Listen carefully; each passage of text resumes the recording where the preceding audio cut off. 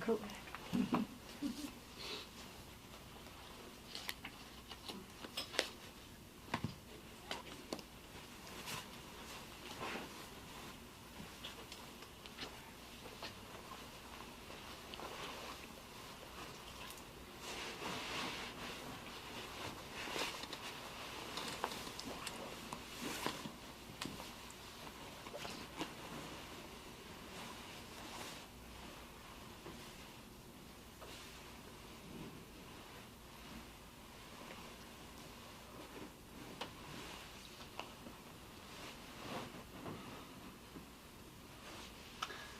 Welcome.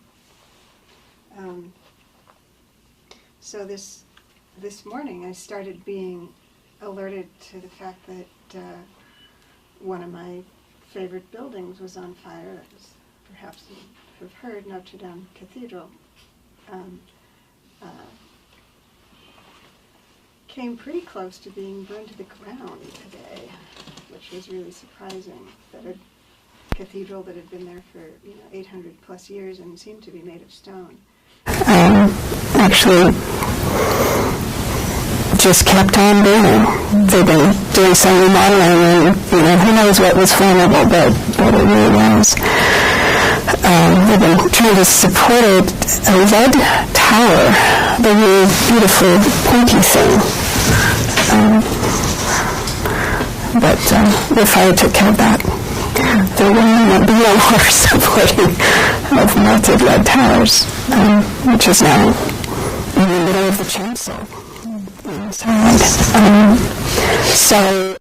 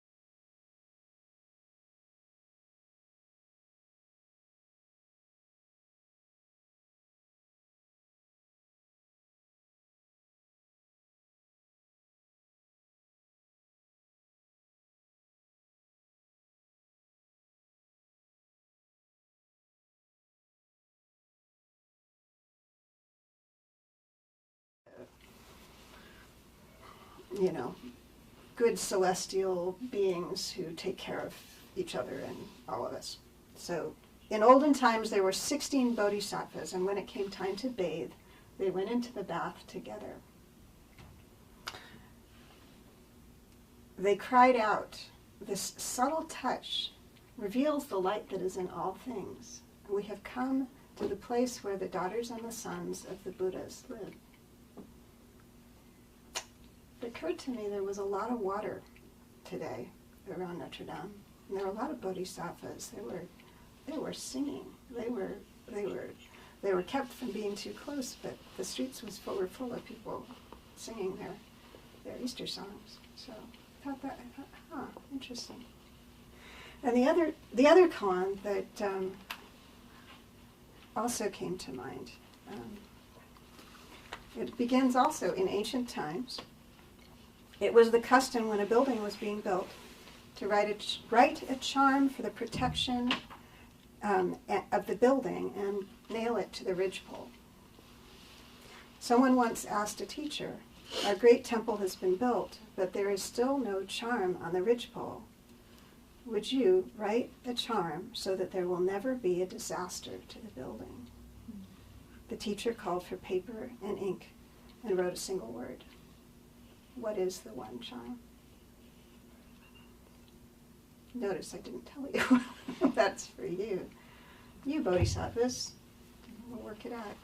So anyway, that one and the 16 bodhisattvas getting into the bath together. And whatever disasters we will practice in meditation. Here we go.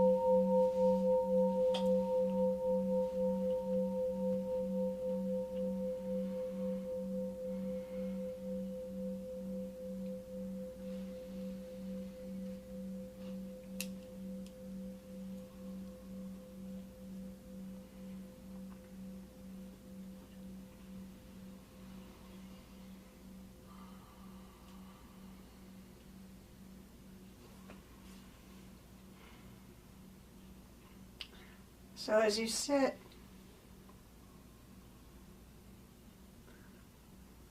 just start to notice the way your experience of now comes into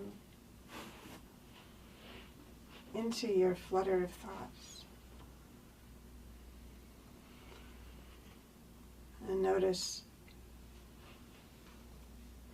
what your mind does.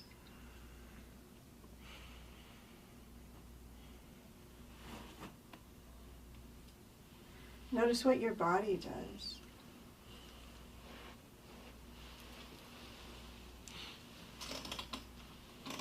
Notice where you feel whatever feelings you have.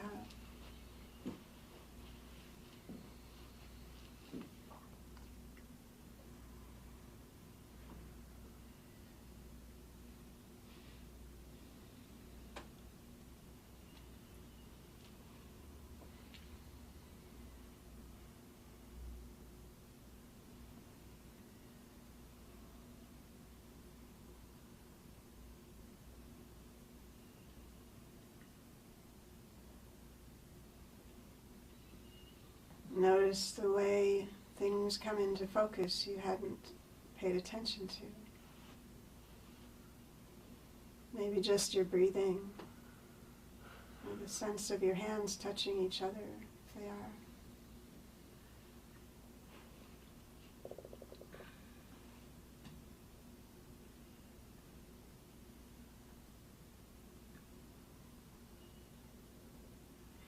Maybe your body can feel the other bodies around.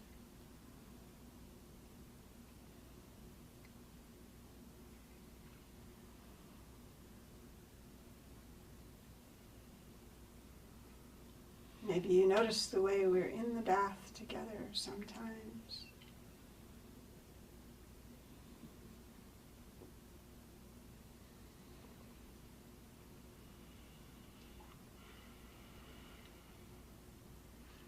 Perhaps that's happening now.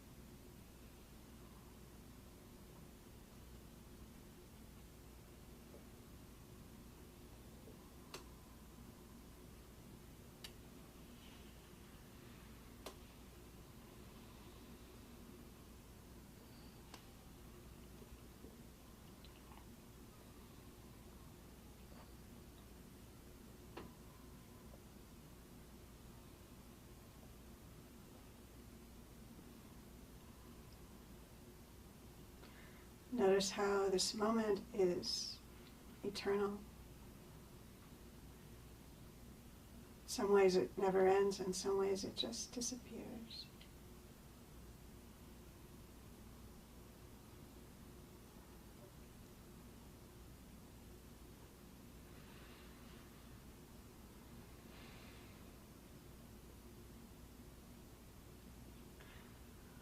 And perhaps notice how everything is all right.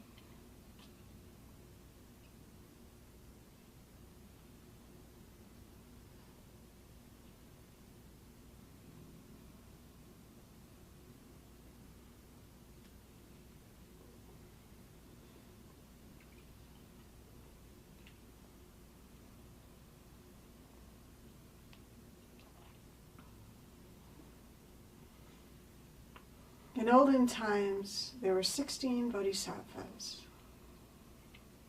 When it came time to bathe, they went into the bath together. They cried out, "This subtle touch reveals the light that is in all things. We have have come to the place where the daughters and the sons of the Buddhas live.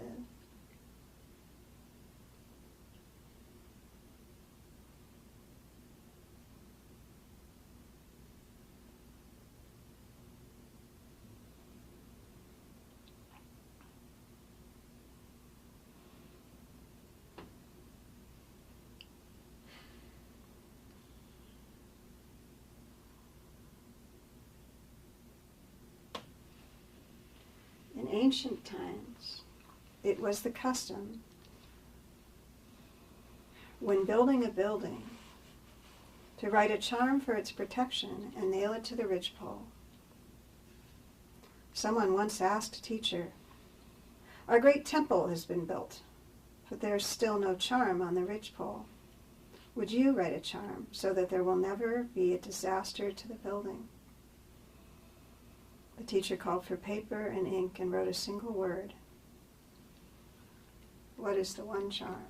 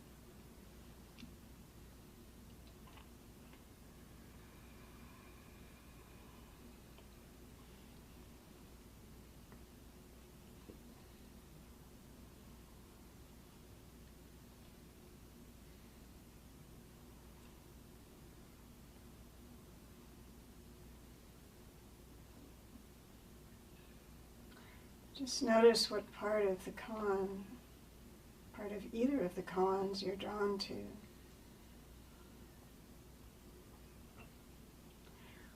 What part has some emotional intensity to it or some feeling.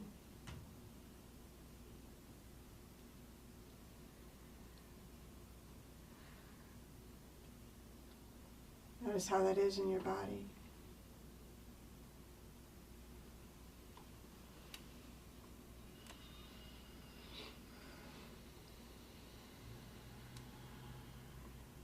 Notice what it draws from you.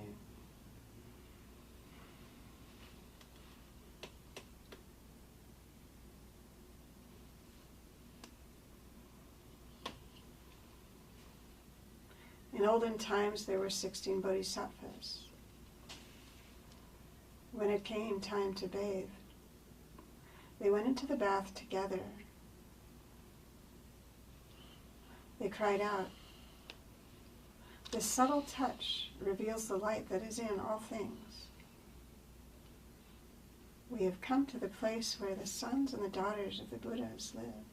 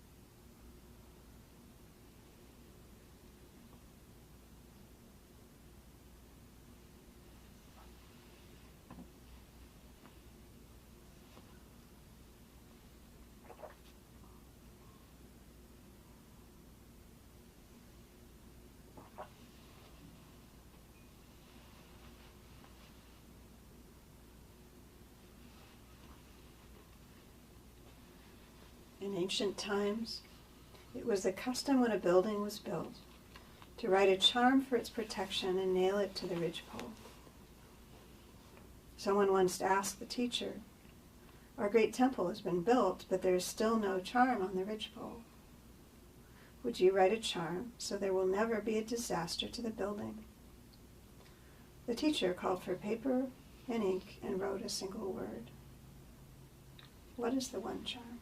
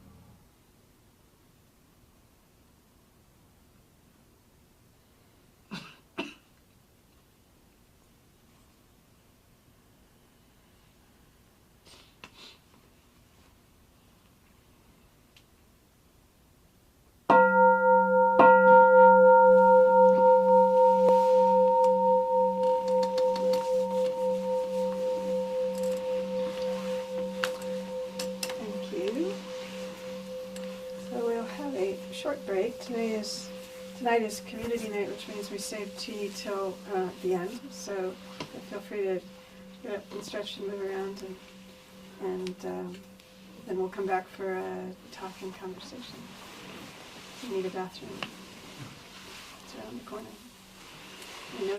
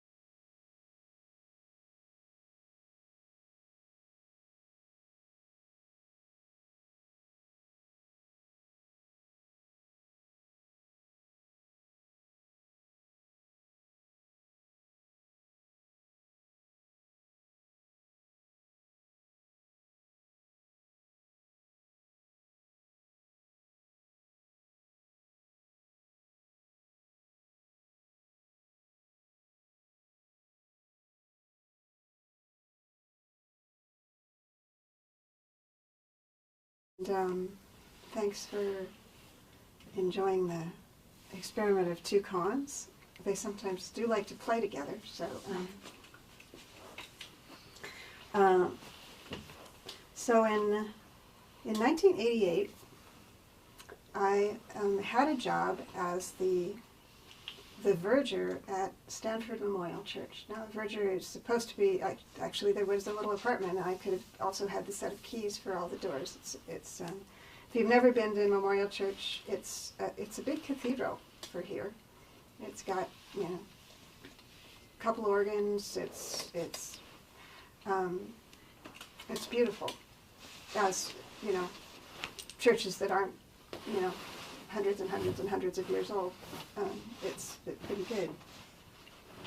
So in 1988, I was in there finishing up I think it was a Catholic middle of the week service, I believe it was, and suddenly there was this rumbling outside. In fact, I was picking up microphones, so I was the sound engineer. And I was rolling up something like this thing, you know, rolling up the thing, because it's big enough you need to have speakers to be able to hear a guy in the middle. So I was taking care of microphones, and I looked down the aisle, there was this rumbling sound, and I looked down the aisle, out the back door, which was open, out the front door, which was open, and onto the courtyard in front of the church, and the sound was going like this. The pavement was doing this. And I sort of, it was so incongruent. I had no idea what was going on. Now, I've been in earthquakes before, but this was deep under, that Loma Prieta earthquake was deep, deep under the ground. It wasn't like the ones I'd been there before that, you know, felt like somebody's pushing on the side of the building. It was different, and I couldn't even get it into my head what was going on. I thought, I'm not a big believer in aliens, but I thought aliens were landing. Actually, it was really, it was like, you know, how do I get this experience together with anything I know? And then I figured out it was an earthquake that was happening, and I went for a doorway. Do we all know to go for doors? But the doorways at Memorial Church are like, they're like 10 feet tall, and, you know, I don't know how wide. And they've got these giant oak doors that are, you know, probably, they weigh hundreds of pounds, and if that you were to get slammed in an oak door. Anyway, I felt kind of stupid standing in that doorway, but, you know, and then I saw that it's made on that architectural, I can't remember what the name of that arch form is. If you're an architect, you probably know, but it's got a keystone in the middle that's go like this, and then all the stones around it balance into that, and it's a really stable construction style, except when it gets wiggled. And pieces were falling down, pieces of stone were falling down, and the keystone was getting used. And the organ started playing itself. That was really interesting. Not well, but but it was playing. And you know, and then it stopped, and me and the dean of the chapel and the wedding coordinator and all the people who worked there, we all like huddled in the far room and thought about aftershocks, and then we went outside, and you know,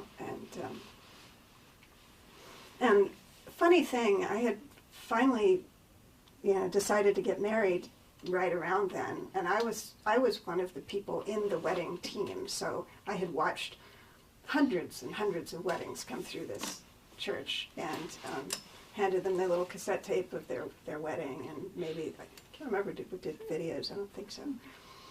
And so I was finally getting married, and I was going to get married in my church, you know, which turned out to be the most gorgeous cathedral in California, which I felt pretty psyched about, and was even going to be free.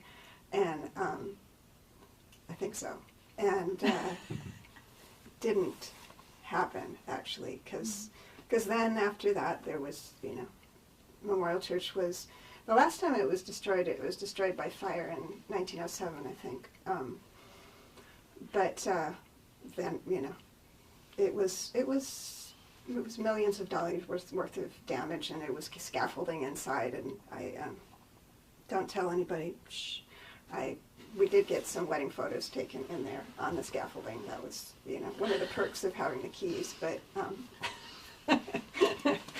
but we couldn't get married in there, and figured it out some other way.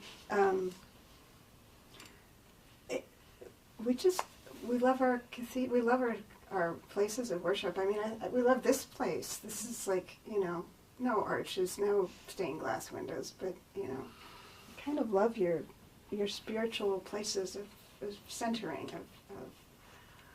of coming to rest. I think I first went to the Cathedral of Notre Dame when I was an exchange student.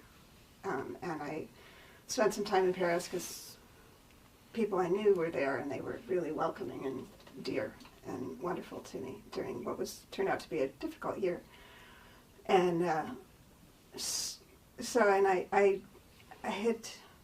think maybe that was the beginning of really discovering that I like to go into buildings like this, and that you just could feel history around you and feel the sense of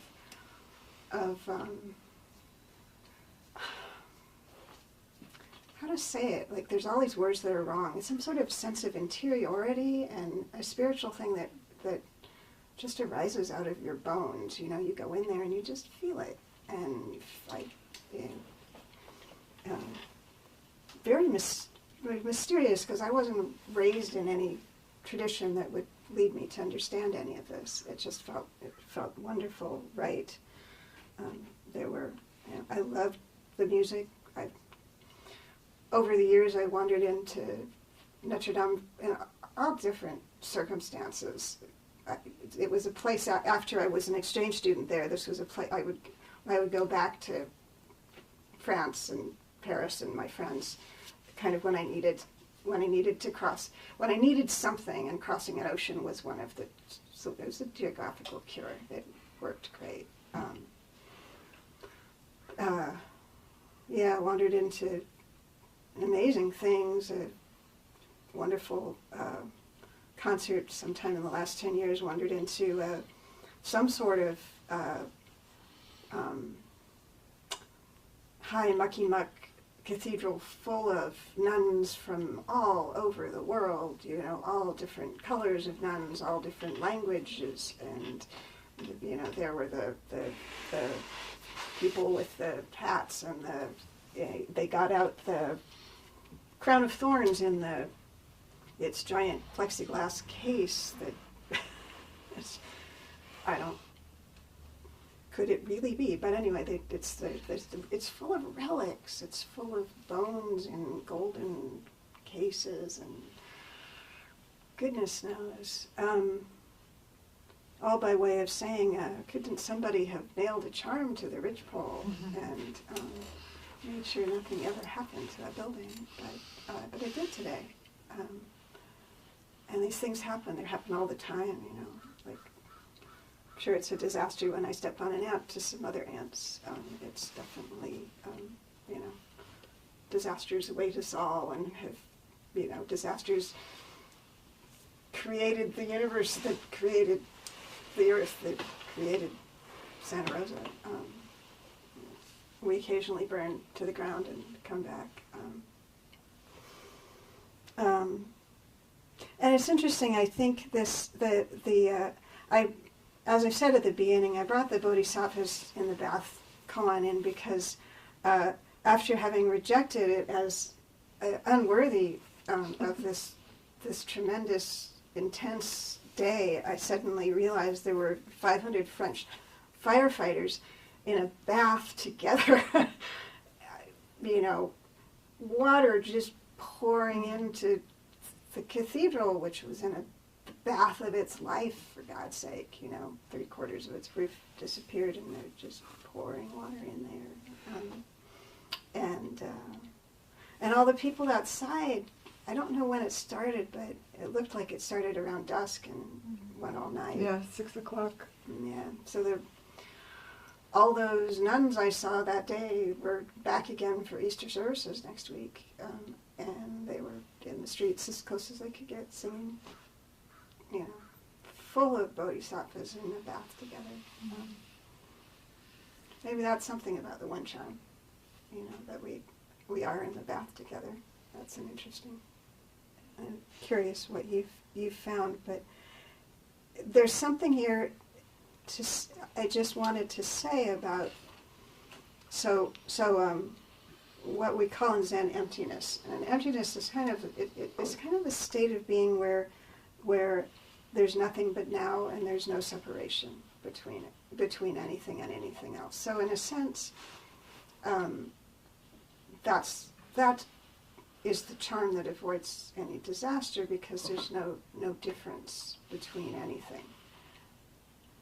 And we can feel that, and yet, if every time I look at the cathedral, I think there's no difference, I don't love it like I love it. That there's also this world of form, the world of emptiness and the world of form, which are always trying to talk to each other. And the world of form is where it matters. It's where you cry when you sing. It's when you don't want it to go away. It's when, you care so much about, the new baby or the And I think, I just wanted to say something about that caring as being one of the keystones of having a practice, because you have a practice because you need a practice, and you need a practice because you have a heart, and so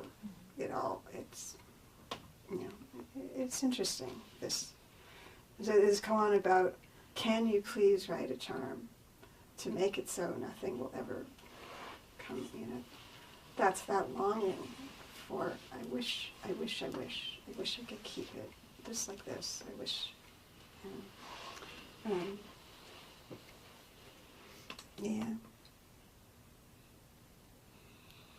yeah. Anyway, something about, there's a kind of a joy to understanding that everything that had a beginning also has an end, and it does make you live in a now, because as much as I rely on the floor to always be here, the floor was built, the floor will not be here someday. The spring is here just like this, but today just like this, tomorrow not so much. So how was it for you? How was it to be here? How is today for you? Do you are there disasters that need to be soothed? Is there, what is the one charm for you, or what is the longing? What did you notice in your meditation? Shut up.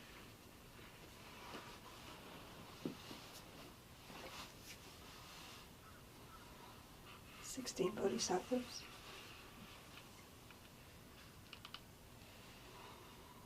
Well, I think it's what you said. It's like the unbearable lightness of being, It's a good title. Like how to have your heart, be true and know that actually it's all come from emptiness. It's all going to return to emptiness.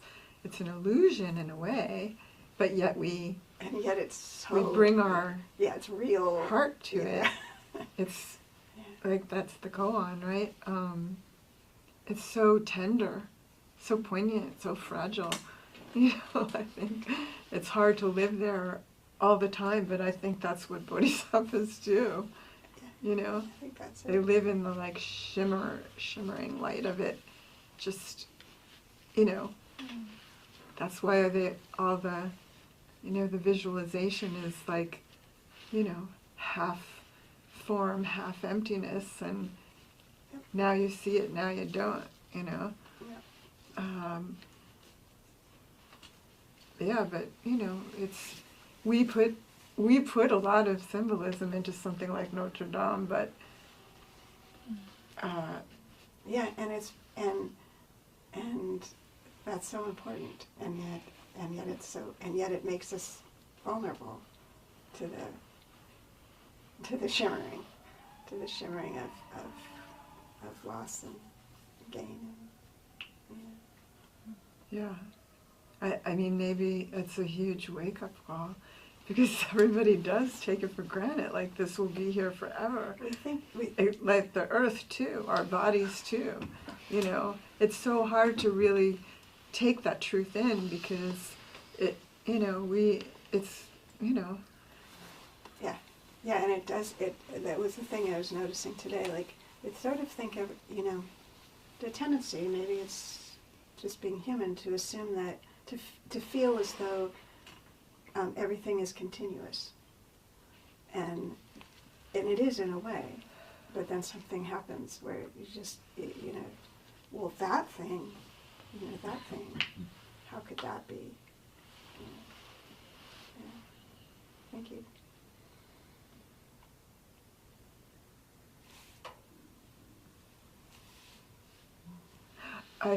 I'm sorry. I think that, you know, what I got from the two together, like the same thing, is kind of like the body is the temple, you know, and it's kind of like the impermanence is the purification, you know. That's it's nice. just I like that.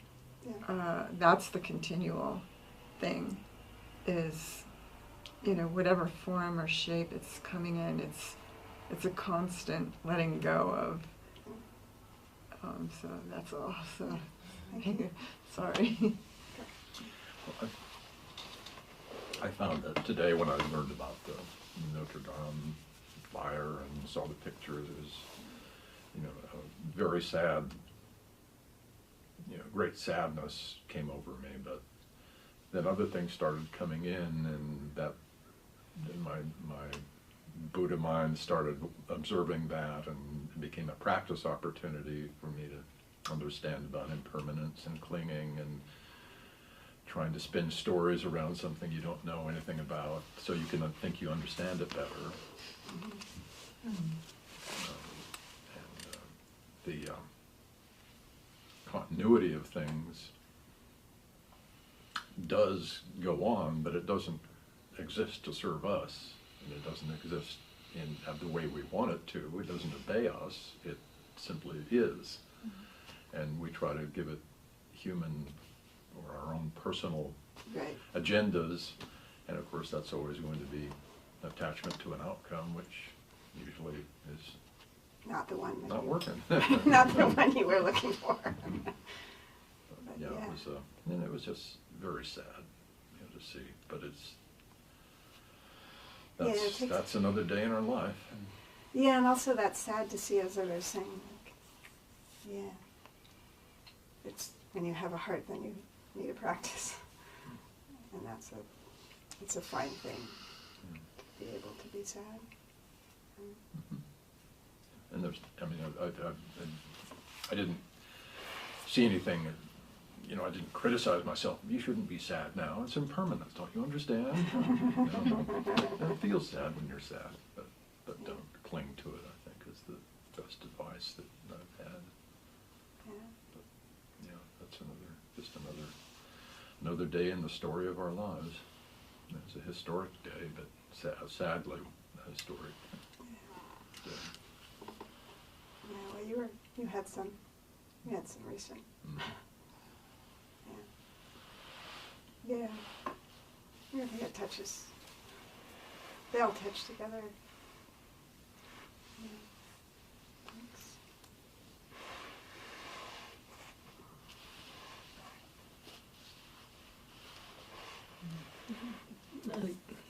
As people were talking, it occurred to me that I was up at Harbin this weekend, Harbin Hot Springs, and speaking of spiritual places and burning and whatnot, and today I got a text from somebody had said I was going up to Harbin, and they said, oh, I don't know anybody who's been up there. You're the first person I know that's been up there since it, burned or whatever, And other people I spoke to said they had never thought they would ever go up there again, that it was never going to come back.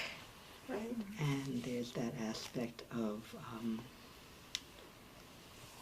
the impermanence of some aspects and the permanence of other aspects, so that no, it is not going to be, nor could it be, the place that it was, but it is now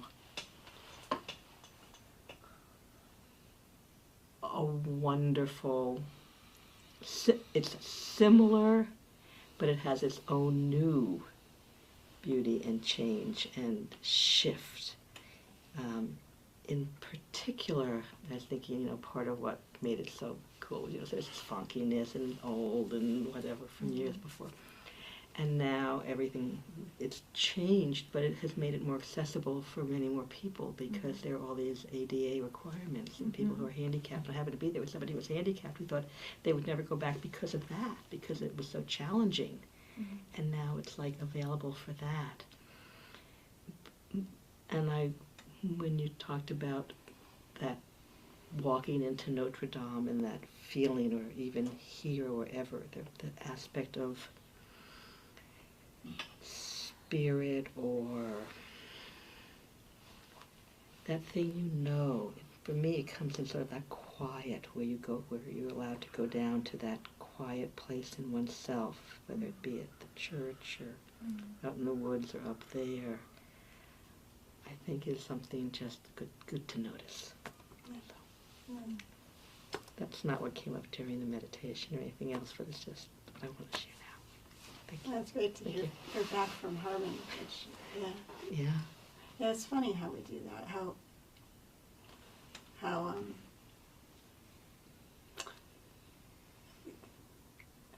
How many bodhisattvas will go into Paris and rebuild this thing?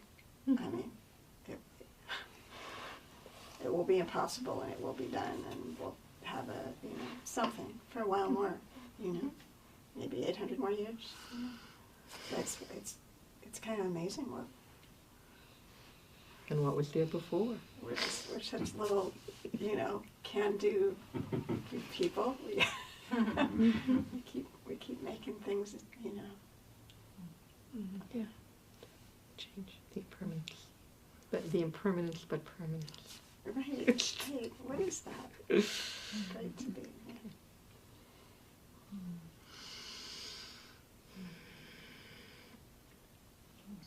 This Koan, right. I like that. Keeps happening. Well, during the sit, I was kind of feeling like the Bodhisattvas in the tub, and it was kind of funny because during the lead-in meditation, you said something about maybe you can feel the people next to you. And I thought, wow, I can really feel Vicky, feel this sense of warmth. And after about 10 minutes, I realized it was.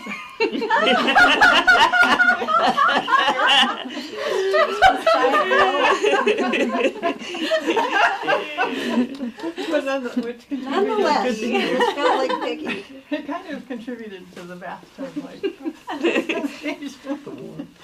And so I was enjoying the Bodhisattvas in the bathtub, and then I kind of noticed a little bit of disquiet in me too. Mostly I was sort of happy in the bath, and a little bit, and I kind of tuned into it, and I realized it was fear. Because I'm back to being happy and sleeping well and having energy and life is good, and I realized there was this fear oh, I'm going to lose it, Right. which probably the Koan brought up, the one about the ridge top, and the building's going to burn, right? Yeah. At some point. So that was interesting, being in the bathtub and having a little bit of fear that wasn't huge, and I just was able to feel into it and let it be there, and it kind of eventually shifted. Yeah, it's nice to be able to feel that. Yeah. Be there for yourself in the middle of that, and not say, well, that's the wrong thing for meditation. Yeah. that's feeling that longing to have somebody just please write me a charm for my ritual, would like one. Yeah. The building's looking pretty good like now. Let's keep it this way. And just realizing, right when you're enjoying it is right when you're going to start. And I think this is part of what the Buddha talked about, like the Four Noble Truths, right? Either you're suffering because you don't have whatever you want, or else you're suffering because you're afraid you're going to lose what you do have. It's just like this constant thing, and it's not always real big, but sometimes it's just like this little nagging feeling in the background. Right. And so, Suffering also translates as unsatisfactoriness. Yeah. It's right. It's a continuum it's a continuum from a niggling discontent to a total disaster. Yeah. But I mean, what I've learned over the years is if I ignore it, it just stays there, and I'm never quite at peace, So it's better if I can kind of make friends with that somehow. Yeah.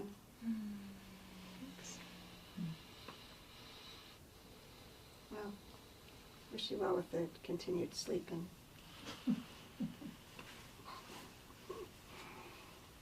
What else? What else came on? Oh, it's your turn.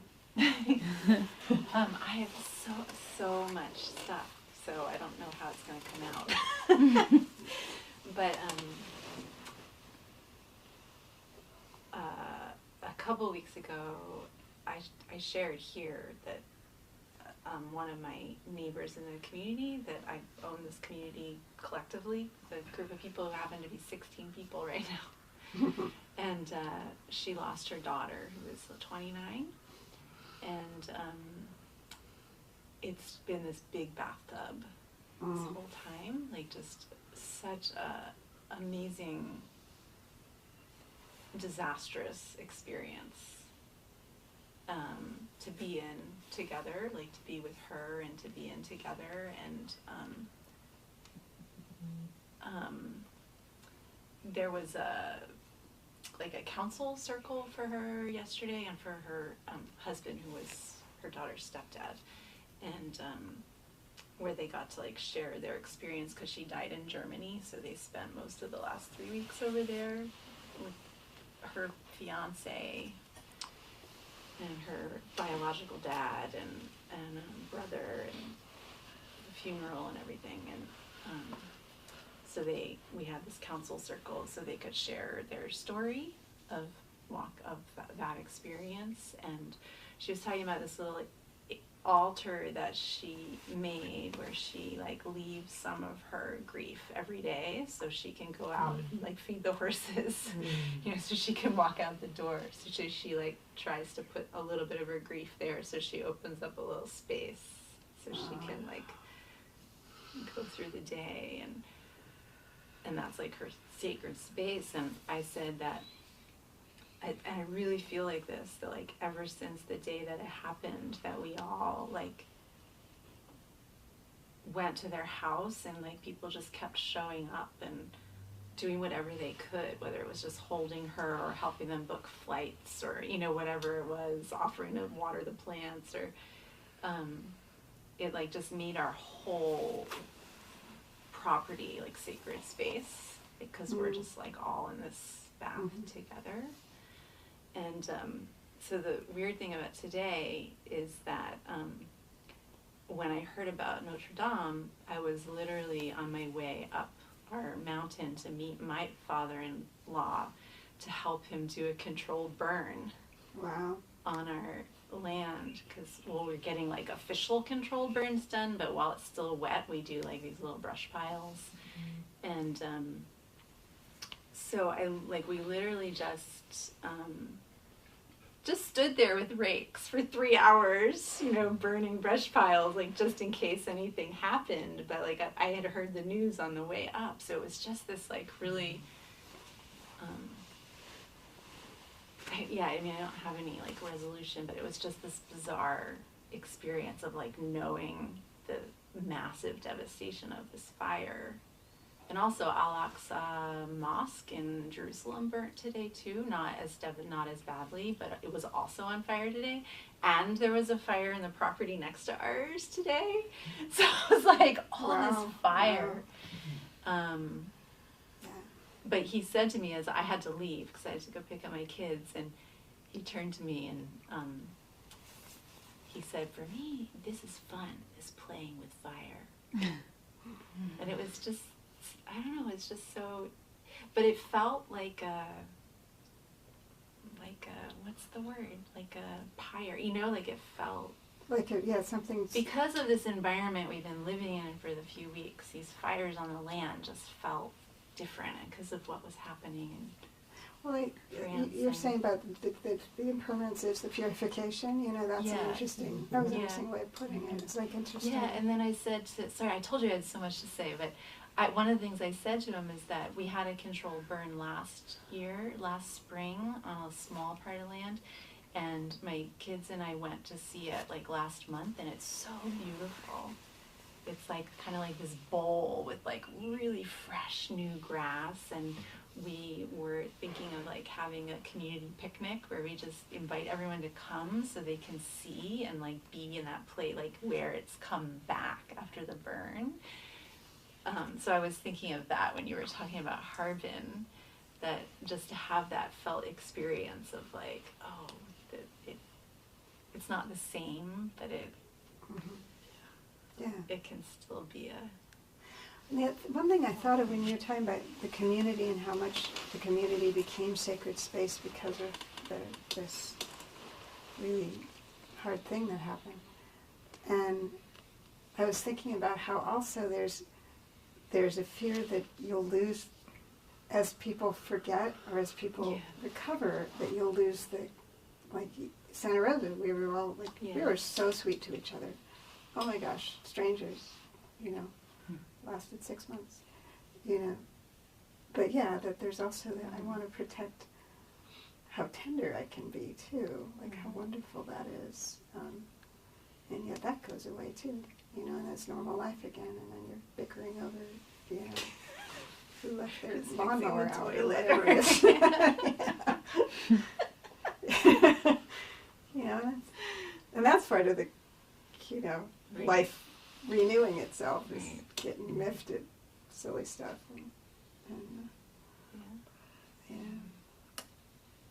Yeah, I think that's really hard, you know, to live with that tenderness all the time. It's just like heartbreaking, you know.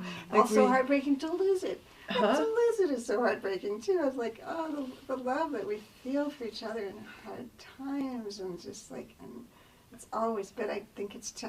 It's too. In a way, it's almost too tender to be in the present. Really, I mean, the present is really raw, and you really notice it. There's so much.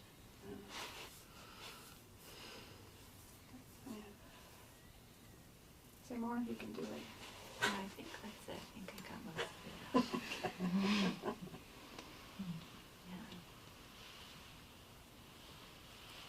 Anything else? There is one more thing. Well, when Susan was saying about turning towards because that's one of the things my neighbor said about walking towards the grief and how important that is. And then, anyway. And so, like, getting to know the fire and not just being afraid of it. Like, that's what my father-in-law does, you know, like, he makes friends with the fire, so he knows it and understands it and can walk through it and, like, help other people if it happens. When it happens is kind of how we feel.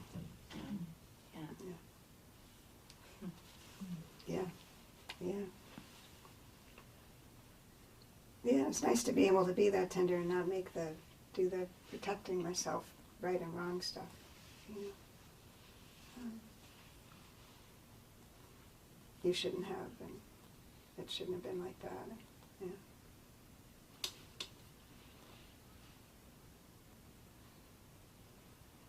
Anything else come up?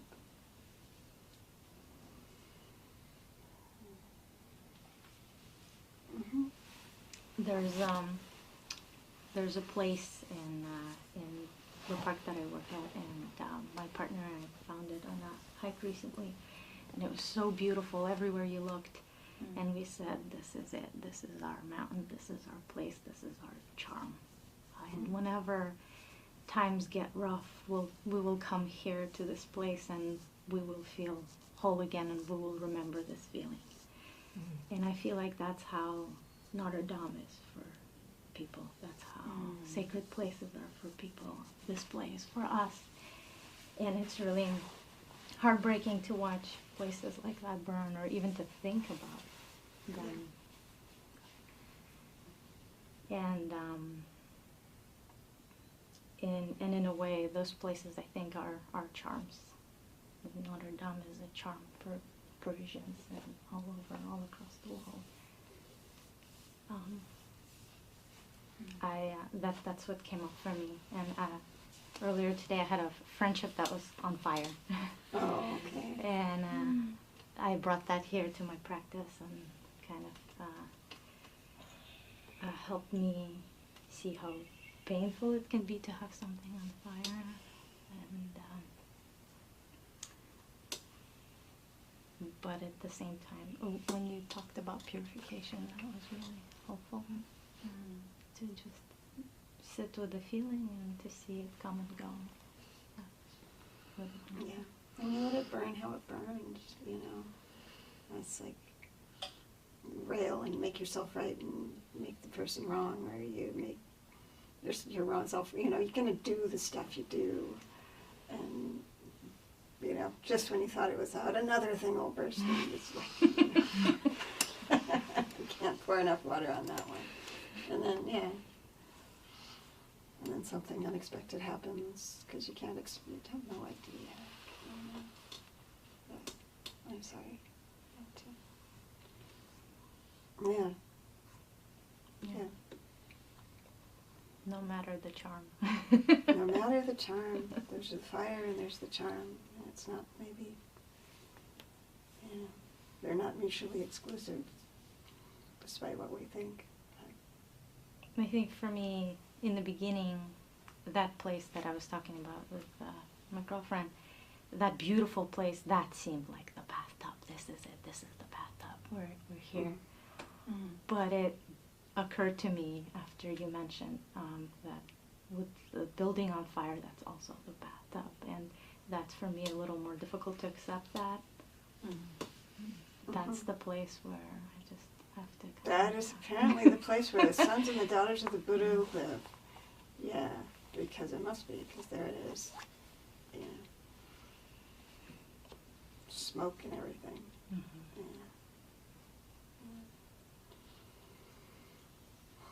We seem to be good at this.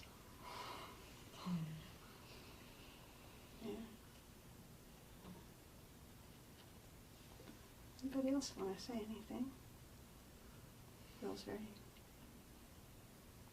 tender and touching. Glad we thank you for... Have you seen the movie called Arrival? What was that? Have you seen it? Yeah. Has anybody seen the movie Arrival? I don't know why, because you said something about when the earthquake, like aliens were landing or something, but I don't know, somehow my little synapses are like, you know, because of the media, like now the whole earth can, I mean, it's beginning, it has the potential to grieve together, you know, about little things, fires all over and shootings and, you know, and so somehow my mind just put together like that movie. I don't want to ruin it for anybody who's going to see it, but of just if like there was this thing that united us, you know, like it could be aliens or, you know, some disaster, that we could actually all be ready together, you know, to stand for the earth. It's an interesting thing. I mean, I think in a way that Koan is trying to say that we already do. You know, that we're already kind of, you know, you can feel the way it's kind of, we kind of are doing that. And it's imperfect, too, because there is no one charm to protect the building as much as we would, you know, as as much as it would be great, and then things change, everything, you know. I long for it. I long to know what's going to be. Even if I have to know it's going to be bad, I want to know, and yet I can't know that. I can't. Fantasies are beautiful, though. There's kind of lovely. Yeah. All right. Anything last? Any last? Well, thank you for those 2 koans. Those were really beautiful koans. You know. Yeah. It's great how when big things come, it makes a space for the richness of the koan matches the richness of the situation, I think. So, thank you for being your lives to them. I think we'll do a dedication and 4 vows, just because it's nice, and then maybe a little bit more quiet. But you grab the guitar, can you help me? The dedication is a way that it's an old-fashioned idea of when the Bodhisattvas are in the bath together, we generate something that people call merit, meaning a good thing. And that good thing that we generate, like a little power plant, we can give away. And so a dedication gives the opportunity in some place like this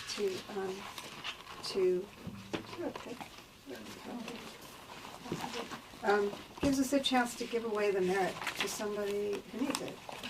That's how it does. You need to broken the carpet. Yeah, it was a terrible idea. Is there anything in the little opening thing? Here's a better picture.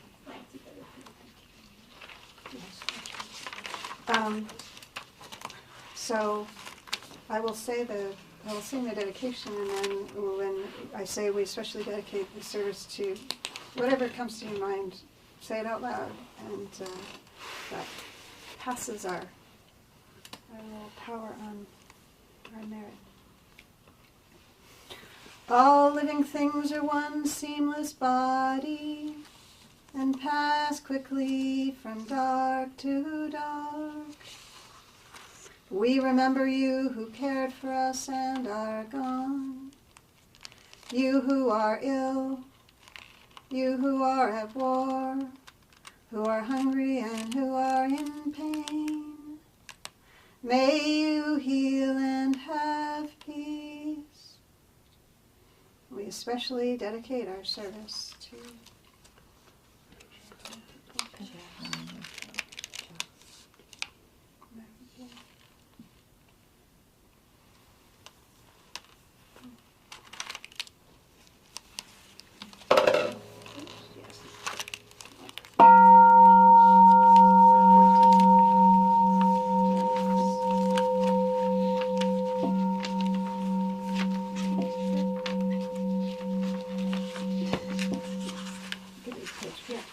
the first 14, not the second 14.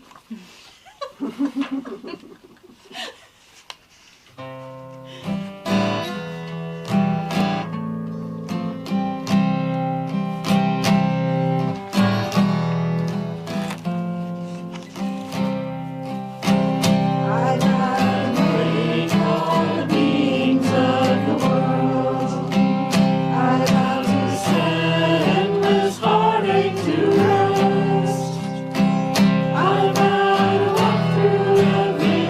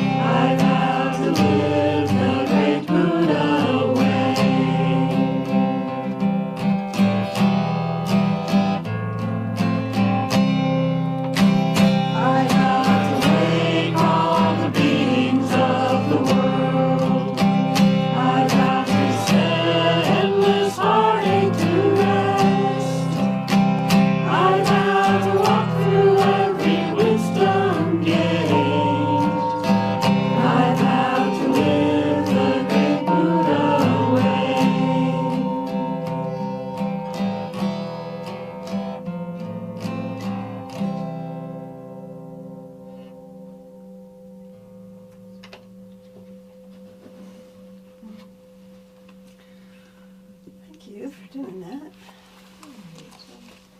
Should probably do quick announcements, since I didn't. Thursday, 12 to 1 meditation here with Christopher Lowe's. Bring your lunch if you like. There are retreats on the web. There is one on the 27th in here, and we don't do retreats in here very often, so please, if you want to come, sign up.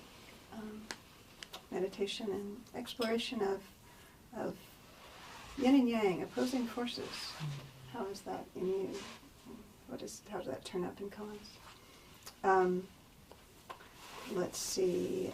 Box by the door says donations is how we keep ourselves going. So thank you for your donations. Thank you for putting money in there. And we're gonna have tea. And I brought some French cheese and a bottle of French wine. So stick around and just toast Notre Dame before you go, or with tea if you're not a wine person. And lovely to have you. Hope your disasters all come out well.